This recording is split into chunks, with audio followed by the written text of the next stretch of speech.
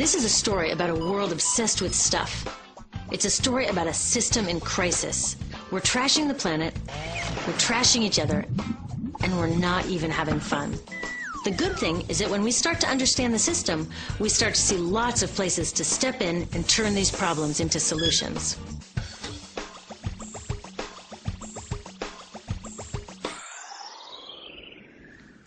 Can I tell you, I love my Pantene Pro V. Of the dozen or so personal care products that I use every day, it's the one I can't live without. Says it gives my dull hair the ultimate cool shine. How does it do that? I was wondering that while I was lathering it in my hair one day, so I read the ingredients right here. Sodium lauryl sulfate, tetrasodium EDTA, methyl isothiazolinone. What is this stuff? I took this list to some scientists who know how to read it. Turns out my Pantene contains a chemical linked to cancer. And lots of other products in my bathroom, from sunscreen to lipstick and even baby shampoo, also contain chemicals linked to cancer or other problems like learning disabilities, asthma, and even damaged sperm. Like most parents, I try to keep my family safe. But now I find out my bathroom is a minefield of toxins? What are we supposed to do? To find out the answers, we have to go back to one of the key features of our materials economy: toxics in, toxics out. If, at the factory, you pour toxic chemicals into a product, like baby shampoo, you're going to wind up with toxic baby shampoo. And toxics in workers, communities, and, babies. So let's take a closer look at this toxic outrage where it seeps into our lives every day, in the bathroom. The average woman in the U.S. uses about 12 personal care products daily. The average man about 6. Each product containing a dozen or more chemicals. Less than 20% of chemicals in cosmetics have been assessed for safety by the industry's safety panel, so we just don't know what they do to us when we use them. Would you fly on an airline that only inspects 20% of its planes? Of course, not all of these chemicals are dangerous, but we know that many are. Some are carcinogens. That means that they can cause cancer. Others are neurotoxins and reproductive toxins, proven to mess up brain development and reproduction in animals. Wait a minute, we're animals too. It's like a giant experiment. We're using all these mystery chemicals and just waiting to see what happens. One thing we do know is that they're getting inside us. I had my body's toxicity levels tested, and I'm loaded with things like mercury, flame retardants, triclosan, and lead. We all are. Even babies are being born pre-polluted. Now, I know we can't live in a lead-free world, but do we have to put lead in our lipstick? I don't know. Maybe it's my fault. Maybe I just bought the wrong thing. At the store, the choices seem endless. I can get lipstick in 49 shades, or shampoo for hair that's too dry, oily, fine, limp, or frizzy. But what about the choices that really matter? Like the choice to buy products that are safe? It turns out the important decisions don't happen when I choose to take a product off the shelf. They happen when companies and governments decide what products should go on the shelves. So who are these companies?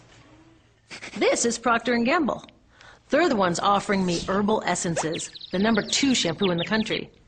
It contains toxic petrochemicals made from oil. Since when is oil an herb?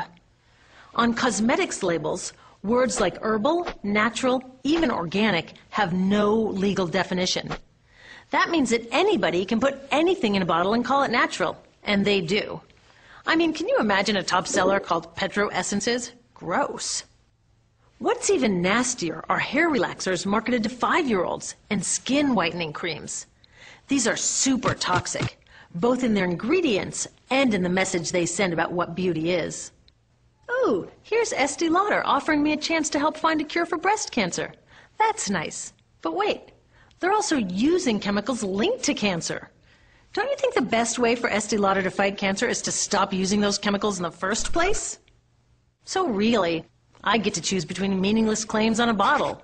But these guys get the real choice about what goes into those bottles. And that happens back here, at the factories where they're formulated. Why do the makers of these products use all these toxics? Are they trying to poison us? No, they're just working from a 1950s mindset when people were totally swept up in better living through chemistry. In all that excitement, they forgot to worry about human health impacts. That was years ago, and they are still using these same old toxic chemicals. Today, big cosmetics companies say the doses of poison in their products are small enough to be harmless. Yeah, maybe if you use them once a year. I guess they never get out and see that their products are being used and combined with other products every day. A little toxic dose under your arms, a little more on your hair, on your lips. And workers in nail and hair salons get dosed all day long. So the industry is used to doing things this way. And they can. Because even now that scientists have linked the chemicals they're using to all sorts of problems, there are no laws to get rid of them. You're thinking, really? Come on, nobody's making sure that the stuff we smear all over our bodies is safe? Nope. The FDA doesn't even assess the safety of personal care products or their ingredients. Since 1938, they've banned just 8 out of over 12,000 ingredients used in cosmetics. They don't even require that all of the ingredients be listed on the label. Now, this is an example where we can all agree a little more government action would be helpful. This lack of regulation leaves a huge hole that the cosmetics industry is all too happy to fill. They set up their own committee to self-police their products, and compliance with their recommendations is voluntary. So the cosmetics industry is making the rules and then deciding whether or not to follow them. So you see, it isn't our fault that these toxic products are in our bathrooms. It's a whole broken system that's ignoring the simple rule: toxics in, toxics out. But we're not helpless. There are resources online that we can use to protect ourselves by identifying the best possible choices in the store. But the real action is with people working to change the system. Because if we really want to solve this problem, we got to start here with these guys. Women, parents, workers, people all over the country are demanding that Congress pass a new law, giving FDA the power to make sure that our personal care products are safe. We need common sense laws based on the precautionary principle. That means that when you're dealing with hazardous chemicals, just err on the side of caution. Let's not debate how much lead should be allowed in lipstick. Just get the toxic chemicals out of our products. Smarter laws would force companies to get past that old 50s mindset and figure out how to get us all clean and shiny without toxic chemicals. Can they? Totally. Many responsible cosmetics companies are already putting safer products on the market. Green chemists are developing substances that are designed to be safe and non-toxic in the first place. European governments have required the removal of many toxic chemicals, and companies have figured out how to comply. When cosmetics are reformulated to be safe and labeled honestly, then we can feel comfortable with the choices available at the store. We can choose bouncy hair or full hair, shiny lipstick or matte. We can even choose to feel beautiful without using 20 products. But we'll know that whatever we choose, the most important choice, the choice to be safe and healthy, has already been made.